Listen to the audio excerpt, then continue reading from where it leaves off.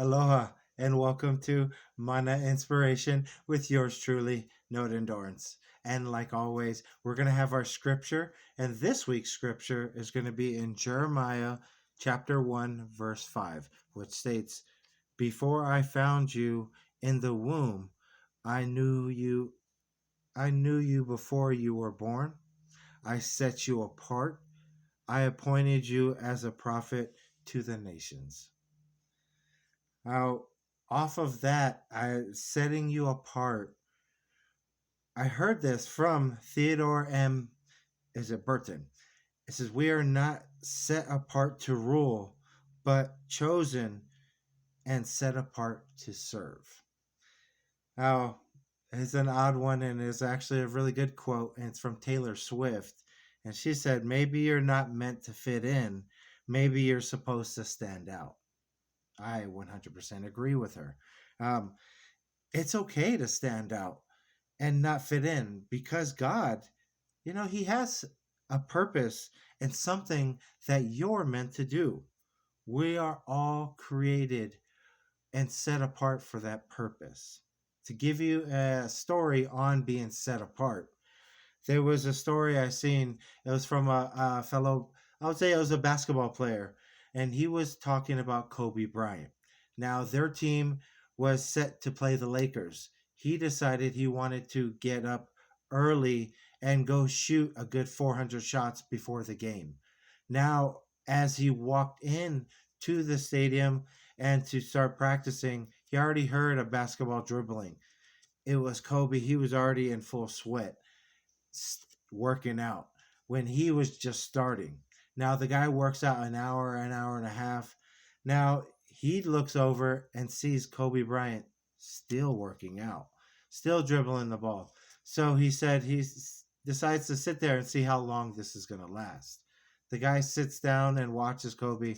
Another 20, 25 minutes goes by. His workout ends. Now during the game, they're going against each other.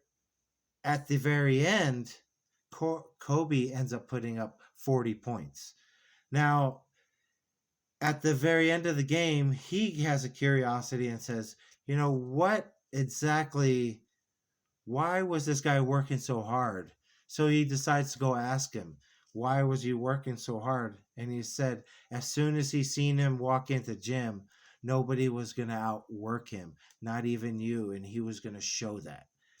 Now, I would say that story right there definitely set Kobe apart from your normal basketball players and wonder why he is in his element of where he was.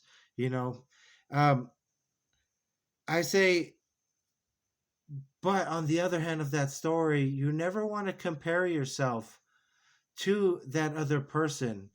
And what I mean by that is they say the comparison is the thief of joy. So, why would you want to be a copy of somebody else when you can be the first you? Be the first original. Just like he was. He was the first original on that.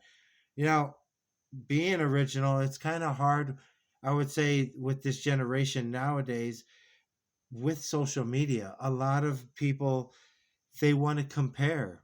And it's really kind of hard to compare if you're not having a good life and you pull up somebody having great family pics, family vacations, just the joy and happiness you see in others. Maybe you don't have that. It's hard not to compare, but we can spend time either comparing or we can spend time finding out what God has meant for us or what God has set us apart for.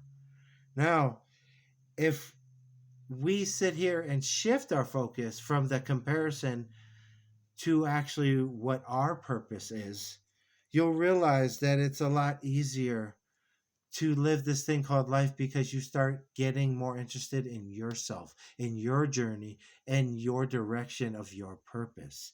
Now, what are we spending our time on? Are we focusing on others? Or are we focusing on what's setting us apart? That makes us special and makes us who we are. Now ask yourself, what has or what is the gift that God has gave you that sets you apart from everybody else?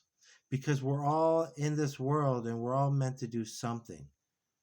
The faster you find out what your purpose is, the easier your life is, because you have a direction and a vision of what your life, or what you want to be and what you want it to look like. I encourage you guys to challenge yourself and ask you these questions. That way you can see what is your gift. Maybe you're shifting your focus on other people, and maybe you should shift your focus back on your gift and what God has created you here for. I love you guys. You have a blessed week. Aloha.